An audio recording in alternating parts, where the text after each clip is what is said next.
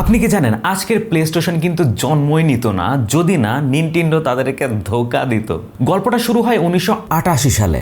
Nintendo আর Sony একসাথে কাজ করছিল সুপার নিনটেন্ডোর জন্য একটা সিডি রম সিস্টেম বানাতে। এর নামও কিন্তু ঠিক করা হয়েছিল নিনটেন্ডো প্লে স্টেশন। হ্যাঁ, ঠিক শুনেছেন, প্লে স্টেশন নামটা তখনই জন্ম নেয়। কিন্তু সমস্যাটা হলো কন্ট্রোল নিয়ে। নিনটেন্ডোর বস হিরোশি ইমাওয়াচির মনে হলো এই ডিলে সনির হাতে সিডি গেমের বেশিরভাগ কন্ট্রোল চলে যাচ্ছে, আর নিনটেন্ডো সেটা একদমই চাচ্ছিল না। 1991 সালের সিইএস এ সনি ঘোষণা করলো প্লে স্টেশন আসছে, আর ঠিক পরের দিনই নিনটেন্ডো সবাইকে চমকে দিয়ে বলল, না, আমরা সনির সাথে না, আমরা ফিলিপসের সাথে কাজ করব। মানে সনিকে লাইভ স্টেজে অপমান।